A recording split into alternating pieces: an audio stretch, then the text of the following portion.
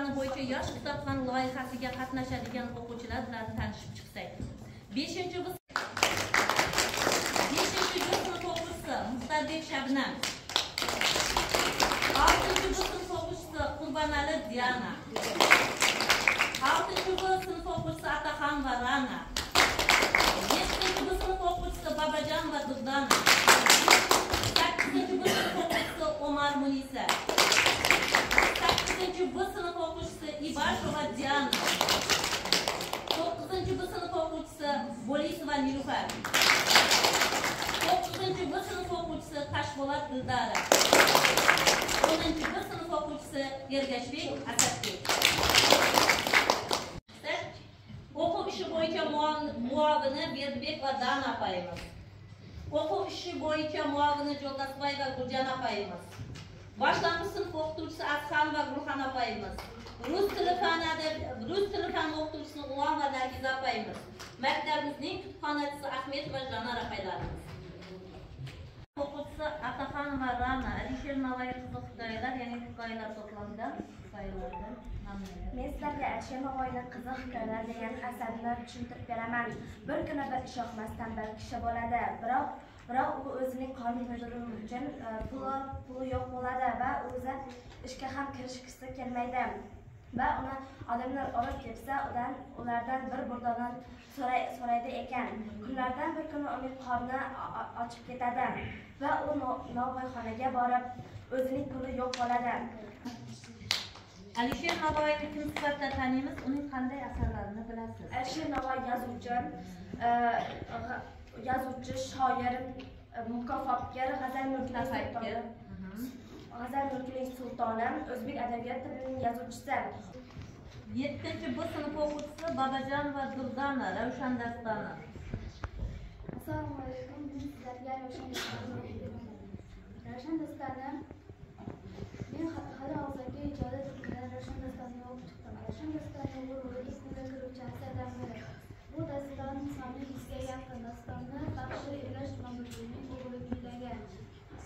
Ravshan bari jihatdan hayot ishi. Sinf o'quvchisi Omar Munisa G'afurullohning yodgor qissasi.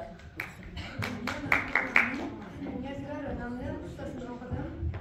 U 1938-yili yozib tugatilgan va uning asosiy g'oyasi Jo'ra ismli bolaning yosh Yodgor ismli yetim bolani boqishi va shu to'g'risida aytilgan.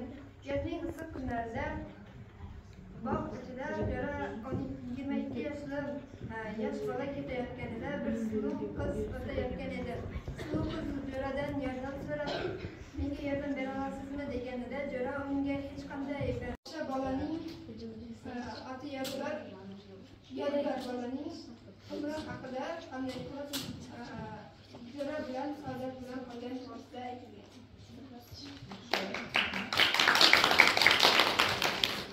8-sinf o'quvchisi Ibashova Diana, Abdulla Qahhor Sinchalik tushunadi.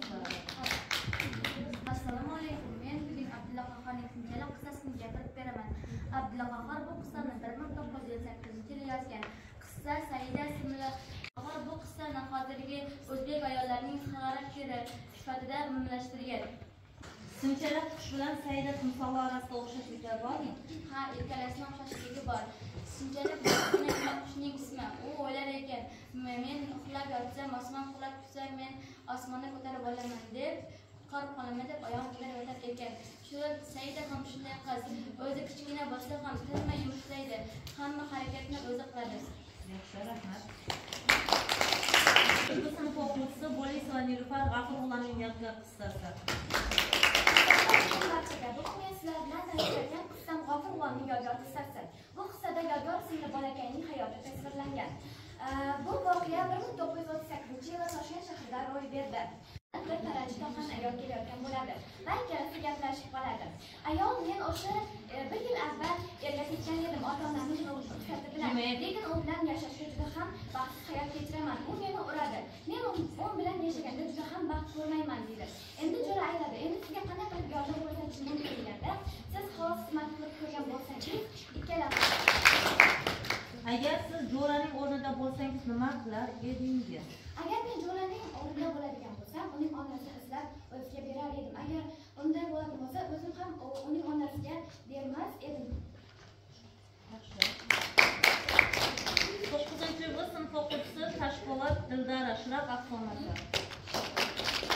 Assalomu alaykum hurmatli tinglovchilar. Men bugun sizlarga hikoyasi 60 yoshlarga yaqinlarga Shiroq haqida. Shiroq o'z vatanini juda sevar va u uchun jonini berishga tayyor qari edi. Uning yoshi 60 yoshga yaqinlab qolgan edi. U Saq qabilasidan chiqqan juda kuchli, mehnatkash, vatanparvar inson edi.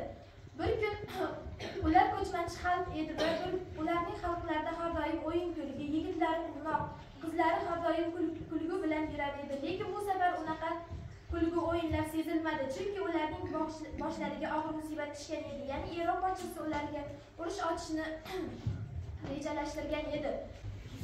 Ushbu afsonani siz qanday yakunlagan bo'lar edingiz? Ushbu afsonani men Shiroqning o'lmasligi bilan yakunlagan bo'lar edim, chunki unday mard insonlar yurtda boqiy yashashga haq qoladi.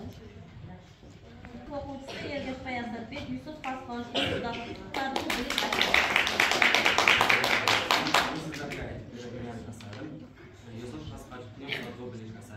Yusuf Pasqosh asari bo'lgan yozuvchilik va u asar uchun unga xos hajm unvoni berilgan.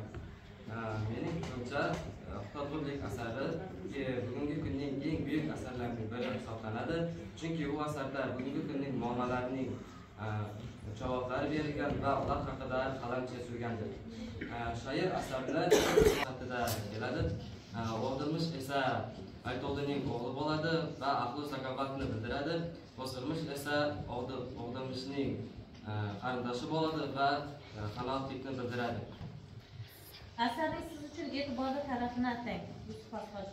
Menga shoir o'zi 11-asrda yashab turib, bugungi ya'ni 21-asrning muammolarini shu yo'lda o'z qalami bilan asarga sherik etgan.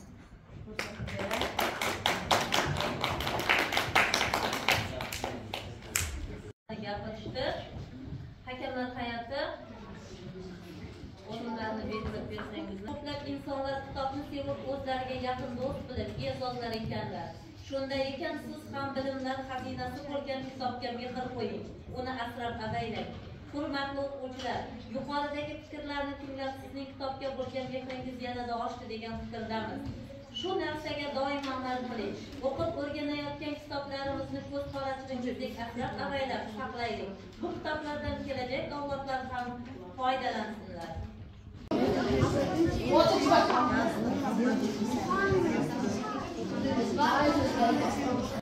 Madaşlaması Okuğa Kuşlar Mekki, Okuğa Kuşlar Okuyucu sayısında okuşlar arasında kitaptan kişi kitap oku sayısının 90'lık кезеңіне белсенді қатысқан Ергешбай Асатбек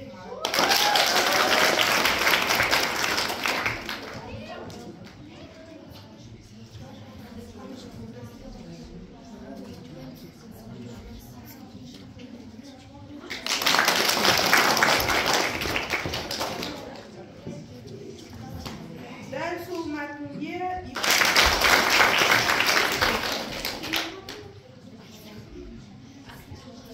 Бабажанова Дурданова.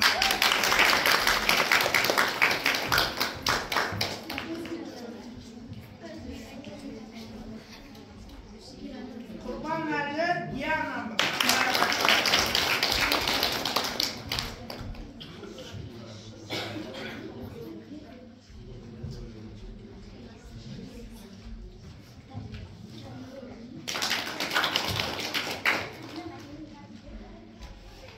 Kelesi 3. orun. Okuğa Kuşlar Mekki, 3. orun men Muhtarbek Şabnam Akşalay sıyılık sertifikatı verildi. Boşinekte oturmuş.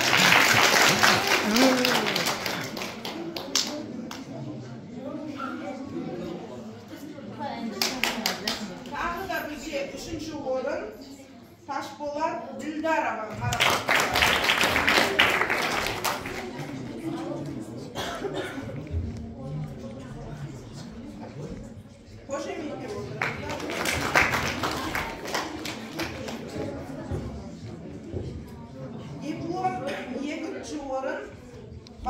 Тахирова Сабина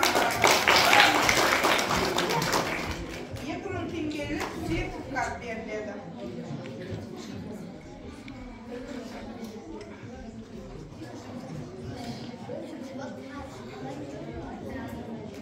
Екінші орын Омар Муниса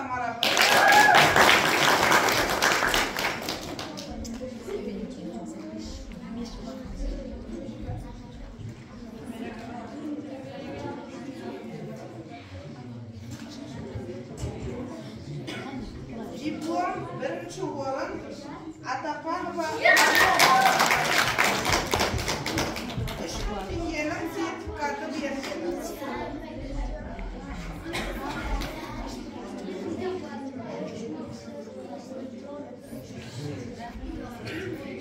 Олысова Нурифар бірінші орын.